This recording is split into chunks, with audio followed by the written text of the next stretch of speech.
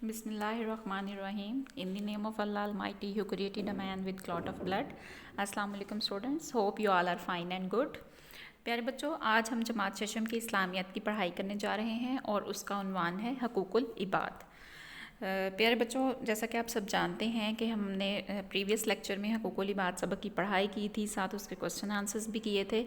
तो प्यारे बच्चों, इसका एक पैराग्राफ जो है वो हमारा बच गया था, तो उसकी पढ़ाई हम आज करेंगे। ठीक है, तो सबक हकूकुल इबाद का जो सफ़ा नंबर है वो 61 था, 66 है। ठीक है, तो उस रीडिंग करते हैं। आपने क्या करना है, अपनी बुक्स मेरे साथ ओपन कीजिए और मेरे साथ इसकी पढ़ाई कीजिए।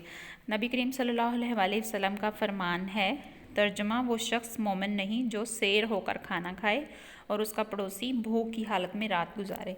नबी करीम सल्लल्लाहु अलैहि वसल्लम फरमा रहे हैं यहाँ पे प्यारे बच्चों कि वो शख्स मोमिन नहीं है, वो मुसलमान नहीं है जो खुद तो पेट भर कर खाना खा ले और उसका जो हमसाया है, उसका जो पड़ोसी है, वो भूख की हालत में सारी रात भूखा प्यासा गुजार दे।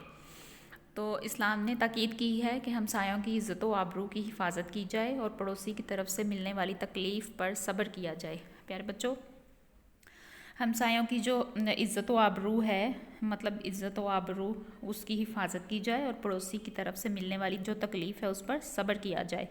अगर सम टाइम हमारा हमसाया पड़ोसी हमें कुछ कह भी दे तो हमें उस पर सब्र करना चाहिए। ठीक है, हमसायों के हकूक़ की इस कदर अहमियत की वजह यह है कि पड़ोसी कुर्बत की वजह से हमारे दुख दर्द और मुसीबत में सबसे पहले काम आते हैं। मतलब कि हमारे साथ कोई भी मसला हो, खुशी हो या गम हो, तो सबसे पहले जो है वो हमारे पड़ोसी हमारा साथ देते हैं, हमारे साथ खड़े होते हैं। सबसे पहले हमारा हमसाया ही हमारे साथ खड़ा होता है। प्यारे बच्चों, हमारे दुख दर्द और मुसीबत में सबसे पहले काम आते हैं। वो खुशी और गम के मौका पर हमारा साथ देने के लिए सबसे पहले पहुंचते हैं। वो कभी भी हमारा साथ नहीं छोड़ते। प्यारे बच्चों, ये एक रियलिटी है, इसलिए इनके साथ हमेशा हुस्ने सलूक से पेश आना ज़रूरी है। प्यारे बच्चों, ये तो थी हमारी रीडिंग जो पेंडिंग थी, मतलब बच गया था एक पैरा, वो आज हमने ये कर ली है। ठीक है, अब हम आते हैं क्लास वर्क की तरफ।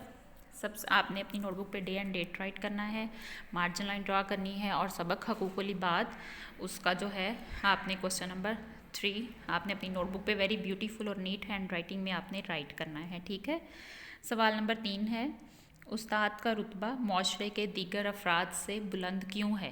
प्यारे बच्चों, उस्ताद का जो रुतबा है यहाँ हमने ये बताना है कि वो माशरे के जो बाकी लोग हैं उनसे बुलंद क्यों है।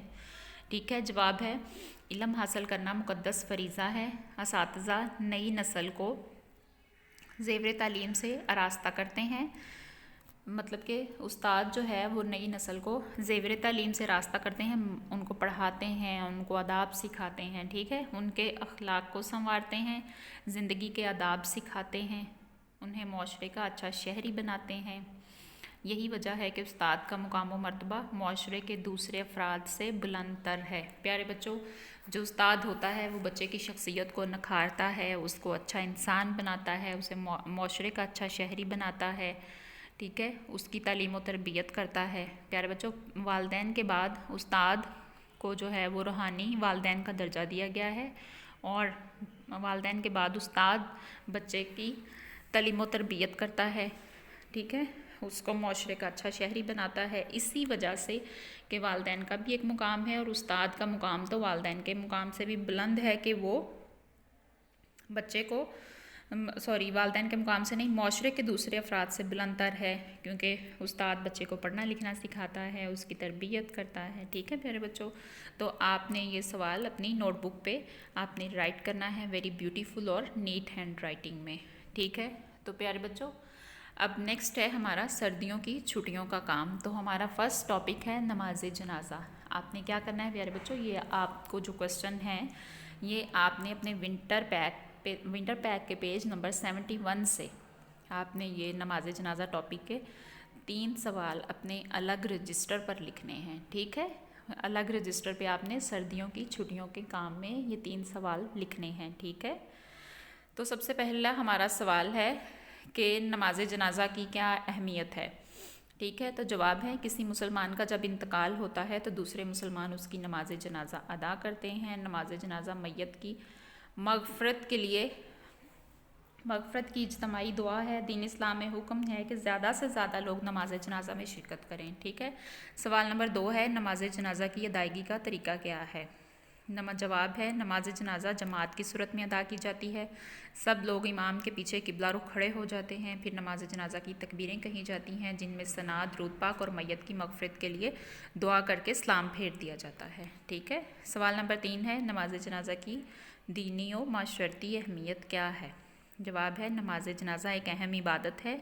नमाज जनाजा ये ज़ाहिर करती है कि मुसलमान न सिर्फ इंतकाल करने वालों की दुआए मगफ़रत में बल्कि गमज़दा साथियों के दुख सुख में भी बराबर के शरीक हैं। होप सो स्टूडेंट्स, आपको आज का लेक्चर बहुत अच्छे से समझ में आया होगा। प्यारे बच्चों, आपने उन्वान, नमाज जनाजा और सर्दियों की छुट्टियों का काम विंटर पैक से, उसका पेज नंबर 71 है। आपने ये अपने सवाल जो है वो आपने अपने अलग रजिस्टर पर राइट करने हैं। ठीक है।